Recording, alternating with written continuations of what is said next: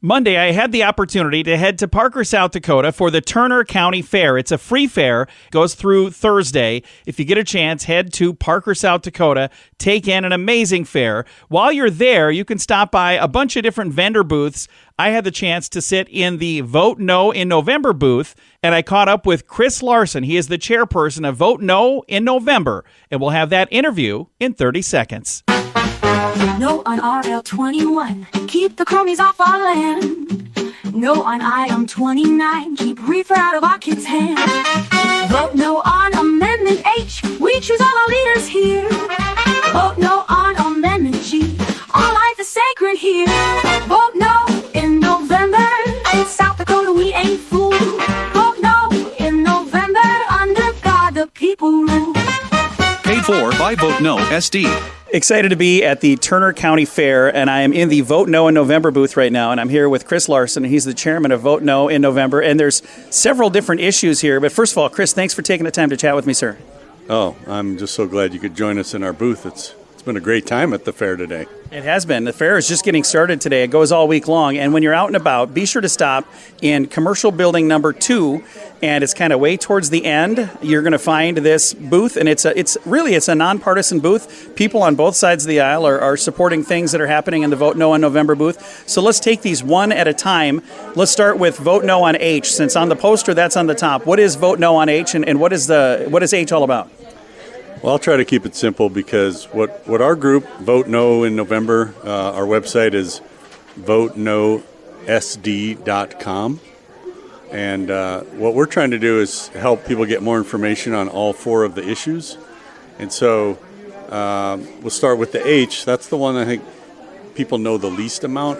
We just call it the primaries one. It would create more of the California-style primaries, what they call jungle primaries in South Dakota.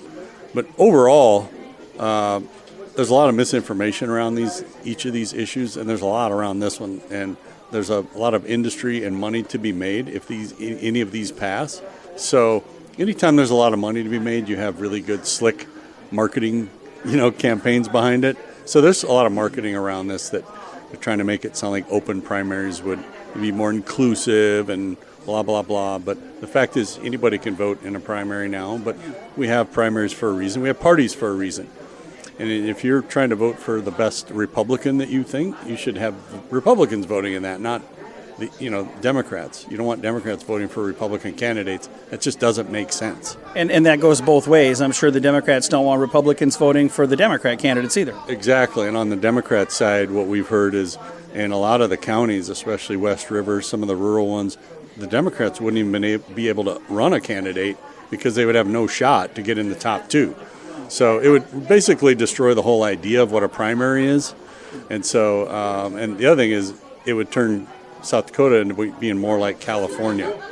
And I think that's the main theme here. Like, we're not necessarily a political organization. I'm just a volunteer.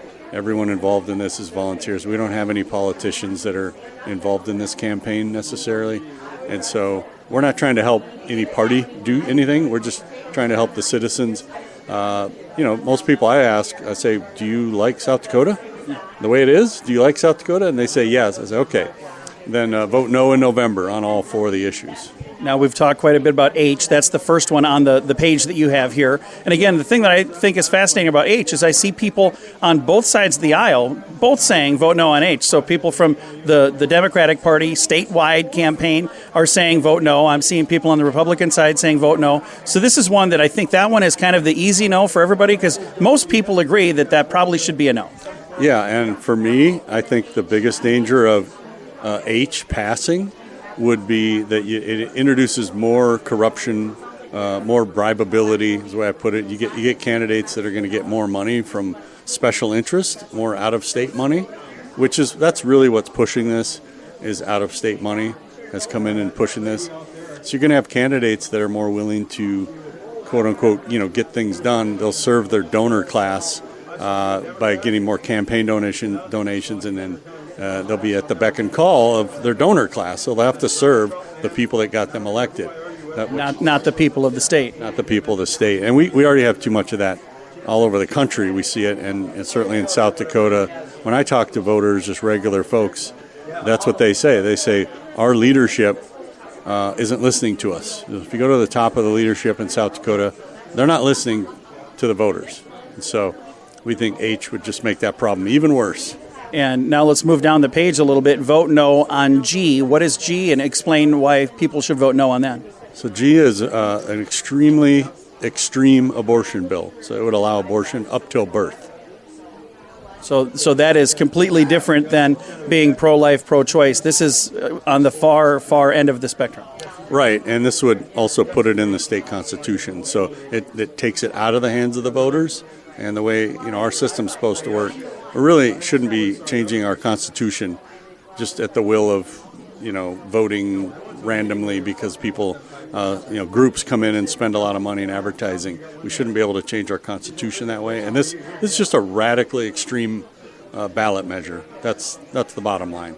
And again, this one, from what I've been told, is funded primarily by a lot of out-of-state money that's coming in to help fund the other side of this, isn't it? Oh, for sure. And I will say this too: is our group that's fighting all four of these ballot initiatives. Well, if we win, if we get no's on all four, we don't make any extra money. It doesn't help us at all. We're not pushing any kind of industry or business. So we're just playing defense, and we want to keep South Dakota from turning into California. Very nice. And moving down, I see vote no on 21. That's the next on the page. What is 21, and why should folks vote no on that, Chris? Well, this is a great organization of farmers, ranchers, landowners who have banded together to fight our own legislature and our own governor who passed this bill to basically allow private companies to come in and take their land so they can make money off of it. And we're saying no, because we don't want to be human resources for a government private company partnership so they can make a bunch of money off. Because next, if they can get this pipeline deal to go through, which doesn't have a public interest, it just benefits a few private companies. If they get this to go through, we know that wind farms are next. And it's already happening in some parts of South Dakota. We just had a gentleman stop by our booth a while ago and really kind of shocked us with the stories he's telling about how his county commission is in the tank for these wind farms. And they're not going to have a right to say no. The people are not going to have a right to say no. And that's a right that Americans should have. We should be able to say no to our own government. And this has a lot to do with land that you own, anybody that owns their own land, and we're saying, I don't want this happening on my land. I don't want somebody else to decide what's happening on my land. So this really comes down to a lot of farmers, but anybody that's a landowner, anybody that just believes that the government shouldn't really be able to come in and make you do something on your own land. Yeah, and I've talked to legislators before that represent people, for example, in Sioux Falls, and they voted for it because they didn't think their constituents cared about what happened in rural areas. And that's sad, because just because it's happening to somebody else doesn't mean it's right. And you should do what's right. You don't want the government coming in and doing what they want with your property. Like I said, we're not human resources to be used by private companies who come up with, by the way, this whole CO2 thing, just as an aside from my personal view, is a scam. It's a Green New Deal scam. That should never be in place. It doesn't solve any problems. That's personally how I feel about it, and I'm a landowner, and I'm against it. So we need to say no a lot more often and a lot more stronger, to these government entities, these private corporations that are trying to take our land, take our rights, and use them to make money off of. Again, visiting right now with Chris Larson. We are at the Turner County Fair. It's going on this entire week, and I'm in the Vote No in November booth. We've talked about no on H. We've talked about no on G. We've talked about no on 21, and there's one left, no on IM 29. And let's talk about what IM 29 is and why that should be a vote no. IM 29 is the what they call recreational legalization of marijuana. I don't really like that word because recreational is a real positive sounding word, but it's just going to make it more widespread. And we already have medical marijuana, so people who need it for medical reasons certainly have easy access to it. What this will do is really make it a lot easier for kids to get a hold of, and it's just going to be deep into our society even more than it already is now. And you're going to have companies coming in and figuring out ways to make money off it, like they do Pepsi and Coke and all that stuff. And so It'll have, for me, my viewpoint on it is it'll have a detrimental effect on society. And as an employer, when I go to hire people, that's the hardest thing I have to do as a business owner in my business. It's hiring younger, people under the age of 40, let's say. And I don't think having more weed, in our society is going to make the workforce smarter, more effective, more motivated. This isn't the marijuana from our day, John, back in the 80s. That stuff was very mild compared to today. It's not the same thing. If it was the same thing, it might be a different story. But, these are jacked up to 100% THC, very potent. We don't know exactly, what the long-term effects are, but, there's been a lot of studies showing that the effects on marijuana on younger teenagers, anybody before the age of 25, can have very long-term damaging effects on our brains. And we need our brains, right? I use mine every day. At least I try to. You do. I've seen you use it a couple times. A couple times today, yeah. Getting things set up here just to do this interview. Now, again, the booth that I'm in is Vote No in November booth. And if people have questions, VoteNoSD.com is the website. And again, if you want, you can stop by this booth at the Turner County Fair this whole week. And each of the things that we just talked about, there are groups that are leading up all of these, but you're kind of leading up, you're kind of the conductor in charge of all of them, kind of helping everybody come on the same page and have a unified voice.